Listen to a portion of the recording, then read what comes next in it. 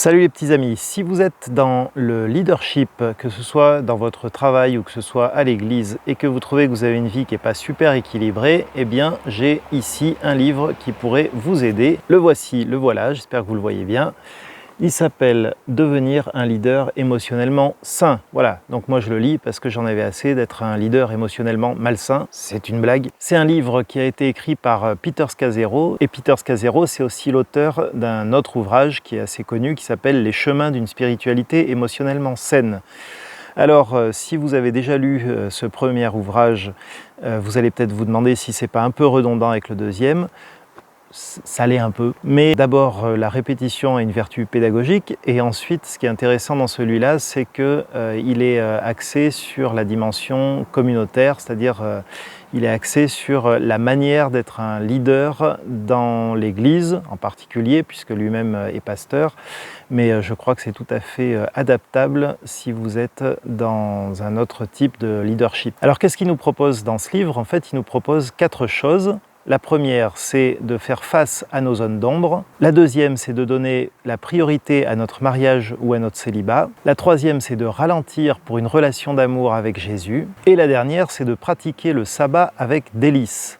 Alors vous me direz, il enfonce un peu des portes ouvertes, Peter Scazzero, et c'est assez vrai sur le papier. Mais ce qui est intéressant, c'est que si grosso modo on sait que tout ça, ce sont effectivement de bonnes choses, la réalité, c'est qu'on ne met pas forcément grand-chose en place pour réaliser ces 4 choses-là. On vit souvent par inertie, on n'y est pas forcément très attentif, quoi. Et donc ce livre nous oblige à faire face à ces 4 domaines, à réfléchir à notre propre vie autour de ces 4 domaines. Et quand on le fait, on se rend compte que il y a des progrès possibles, disons, on va le dire comme ça, il y a des progrès possibles. Donc d'abord faire face à nos zones d'ombre. Voilà, c'est assez simple à comprendre, en tout cas sur le papier, évidemment. Il s'agit de regarder ce qui est en nous est toujours pas très joli ou pas très guéri parce que effectivement toutes ces émotions mal gérées ou toutes les blessures passées, tous les dysfonctionnements qui se sont installés dans nos vies et qui peuvent être un péché effectivement, mais qui peuvent être aussi simplement une fragilité ou des blessures qui n'ont pas été assainies, eh bien ce sont des entraves dans l'exercice du ministère parce que tant qu'on n'a pas fait face à nos zones d'ombre, nous dit Peter Scazzero, eh bien on a bien du mal à aider les autres sur leur propre zone d'ombre. Donc là dans son livre, Peter Scazzero propose quelques outils pour faire face à ces zones d'ombre. Notamment, il propose de faire un travail sur notre environnement familial, pas celui actuel, bien que pourquoi pas après tout, mais surtout sur celui de notre enfance, pour essayer de voir un peu comment ça nous a construit et comment ça vient influencer aujourd'hui notre manière d'être dans l'Église, y repérer nos fragilités éventuelles et puis commencer à essayer évidemment d'y remédier. Mais déjà en avoir conscience, c'est déjà pas mal. Ensuite, sur le fait de donner priorité à son mariage ou à son célibat, ce que j'ai trouvé intéressant dans ce chapitre-là, c'est le développement qu'il fait sur le fait que en fait c'est le premier lieu de ministère. Donc ça c'est pareil, c'est quelque chose qu'on dit souvent, mais là il dit pourquoi, et en fait c'est intéressant. Il dit finalement que notre mariage ou notre célibat sont le premier lieu où on va montrer l'amour de Dieu au monde. Voilà, donc c'est à travers ce lieu-là en priorité qu'on va être en possibilité de montrer l'amour de Dieu au monde. Donc il développe l'idée que dans le cadre du mariage, ce qu'on va montrer, c'est la profondeur de l'amour de Dieu au monde. Et ça, on va le montrer à travers l'amour qu'on se porte entre époux. Et que dans le célibat, ce qu'on va montrer, c'est l'ampleur de l'amour de Dieu pour le monde. Et ça, on va le démontrer à travers nos relations, puisqu'on n'est pas dans une relation d'amour exclusive avec quelqu'un, eh bien, on a davantage de liberté, je dirais, pour développer des relations avec pas mal de gens, en fait, autour de nous. Moi, j'avoue que, évidemment, j'ai davantage réfléchi à la question de la relation de couple parce que je suis moi-même marié, mais il ne me semble pas avoir déjà lu quelque part cette dimension d'investir également son célibat de la même manière et pour la même raison, pour montrer l'amour de Dieu au monde.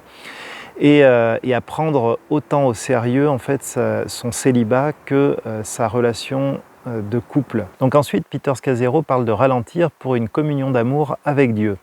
Et là, en gros, l'idée c'est quoi? C'est que on travaille souvent beaucoup trop en réalité, on est surchargé d'activités, et donc ce qu'il propose lui, c'est un peu de faire l'inverse, c'est de vraiment lever le pied pour dégager de l'espace pour une relation d'amour avec Dieu. Il propose de prendre conscience de 4 domaines de notre vie, que sont la nécessité de la prière, la nécessité du repos, la nécessité d'avoir des relations et la nécessité de travailler.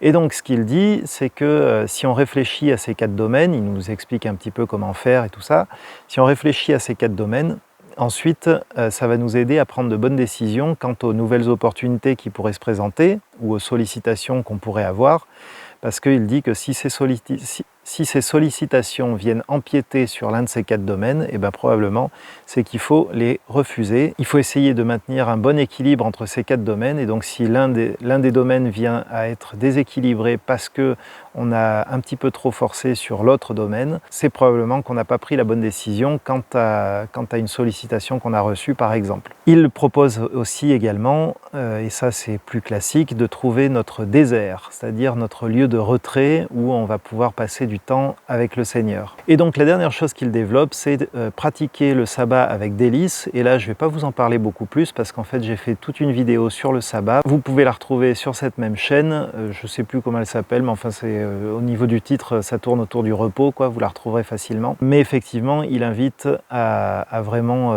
sanctuariser, je dirais, un jour par semaine pour se tourner vers le Seigneur, pour se tourner vers sa famille. Donc voilà, évidemment, c'est un résumé très résumé que je vous ai fait là, c'est pour que vous ayez un peu une idée de quoi ça parle. Moi, je trouve que c'est un livre qui est bien intéressant, surtout si on prend la peine de creuser un peu, si on ne fait pas que le lire, mais qu'on essaye de mettre un petit peu en pratique ce qu'il nous dit. Moi, ça m'a beaucoup aidé sur la question du sabbat, notamment, de la question d'un arrêt hebdomadaire. J'ai trouvé que c'était bien présenté, parce que c'est un livre, évidemment, qui apporte des bases théologiques, mais c'est aussi, en bon bouquin écrit par un Américain, un livre qui donne des idées on ne peut plus concrètes et pratiques, et ça je trouve ça assez agréable. Après voilà, je dirais que comme souvent aussi avec les livres écrits par des Américains, parfois on a un peu l'impression qu'il aurait pu dire la même chose en moins de mots, parce que voilà, il raconte des tas d'anecdotes, etc. En même temps, ça allège le propos, ça rend le livre, à mon avis, moins efficace, mais en même temps, ça allège le propos, ce qui en fait un livre assez facile à lire et assez agréable à lire. Moi, j'en ai fait un livre de chevet, en fait, je lisais ça le soir avant de m'endormir, et je surlignais ce qui me semblait intéressant pour pouvoir le relire plus rapidement ensuite, en sautant un petit peu tous ces passages narratifs qui viennent illustrer le propos, mais qui parlent pas forcément du fond. Sur ce, écoutez, je vous souhaite une bonne lecture si vous décidez de vous y mettre, et surtout une bonne mise en pratique, parce qu'à la fin, c'est bien ça le plus important. À bientôt!